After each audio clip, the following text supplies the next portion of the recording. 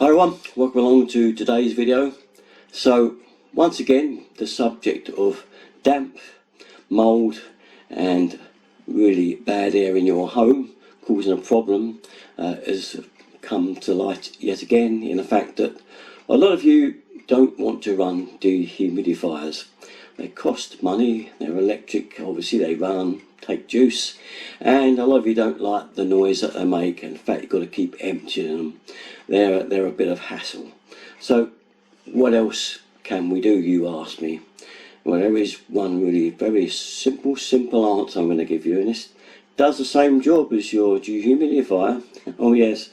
Now on the hydro gauge you want to see a reading between 60 and 40 for the correct air in your home. That is bang on. The smiley face you get when you look at it. So how do you get this free humidifier? It's quite simple. It's a bit of an experience for you, but first thing in the morning when you get up, and if you're going to work, do it before you go to work. If you're staying at home, do it anyway. Open every single window you can find in your house and the doors, and if you can get a through draft, even better. And just leave it open for 10 minutes. This sounds mad, you're going to get cold, you can think, what the heck am I doing?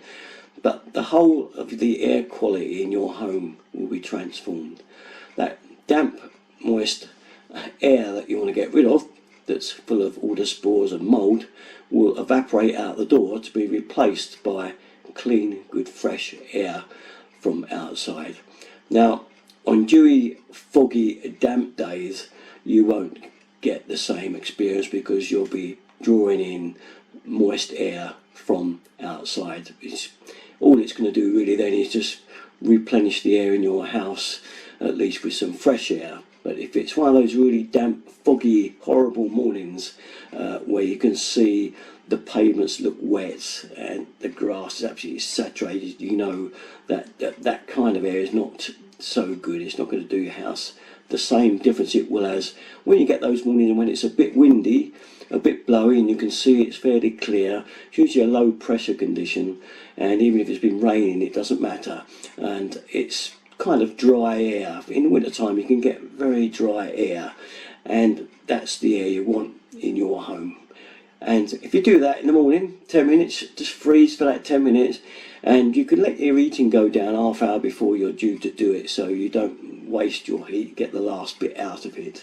So if you get up at 7, let your heating go off at 7, and then say at 9 o'clock open everything up for 10 minutes, let it all go, and then shut your doors, then put your heating back on if you're cold, because now you're heating up really nice dry air, which is perfect for heating, because the drier the air is, the quicker it heats, the more beneficial it is. Cold, damp air, as we know, takes longer to heat, and it doesn't feel as good. Now this has a healthy balance to it, in that we don't want those spores of mould. It's very bad for your health, so it's really not a good thing.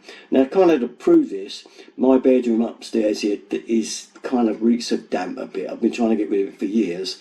I've got some more vents due to go in soon, but I've got a hydrometer in there. And I'll take you up, and I've shut all the vents that I normally would have open. We do open the window at night as well, but I've shut them all just to show you what the reading is with everything shut. And then what we'll do is I'll open all the windows and we'll go back in 10 minutes and see what the reading is then. So let's go up there now. There then is the reading at the moment, with all the windows shut, doors shut and the vents all shut. It's very quickly got up to 80, which is a very sad face. We want to see between 60 and 40 on that gauge. So I'm going to open the windows now, and we give it 10 minutes and come back up. There you are then, there's the reading 10 minutes later. Look at that, isn't that incredible? Air conditioning, natural way. So, as you can see the difference here. Now, if you're out at work all day, places closed up, you're not there to cause a condensation, you're not breathing, because we're the result of condensation. A lot of it is us and just breathing and living. We cause it. Also cooking, steam and stuff like that. Drying clothes, the worst thing you could possibly do. Jan does it all the time.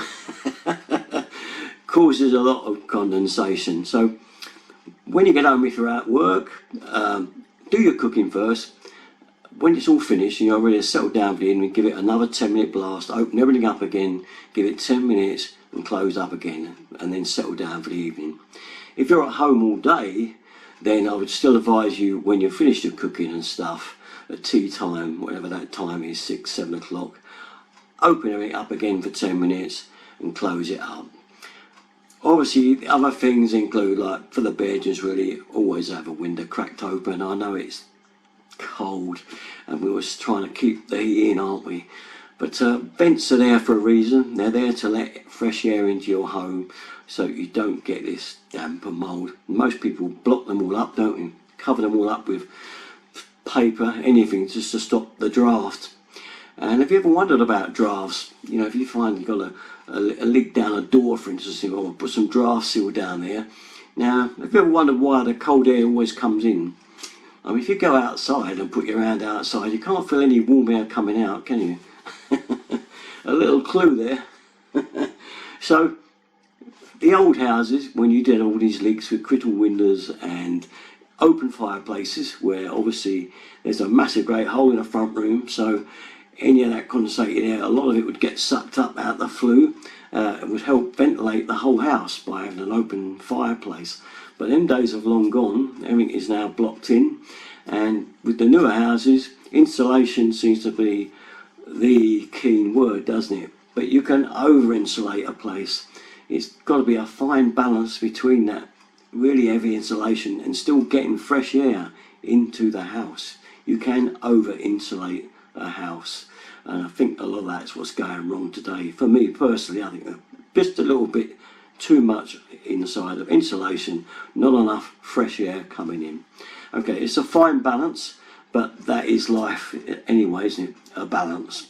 So maybe back in the 60s we had it about right with our old open fireplaces, where, you know, the air would be changed and the whole of the moist damp air would probably get sucked up that flue. On a windy day, there's quite a draft putting across a chimney and it's sucking that moist air out of your front room along with some of the heat. Yes, yeah, so we've got this kind of trade-off thing going. But if you really don't want to get a humidifier, and that's what you want to do to stop the spores and damp in your home, then that is my advice. Use the good old-fashioned methods of the 60s. My mother used to do it, and I used to wonder why she did it. Why are you opening up all these windows, Mum? I'm freezing in here, it's bloody cold. And she goes, it won't be long, we're nearly at the 10-minute mark. And of course, that was the reason. It was to clear the air. Okay, that's about it though. It's just one of those. Let me know what you think about the whole thing. I know there's lots of different systems out there now that you can get and make up with ventilation and getting a positive and negative pull through the house. There's lots of things about at the moment. Obviously, they will cost you money. But I'd be interested to know if you've got anything like that. Be worth hearing about. But for just a plain old fashioned, cost you nothing but be cold for 10 minutes solution, that's the one. Okay, that's about it though. All my stuff, the usual place, Derek and 33. Thanks for watching, guys. Bye bye.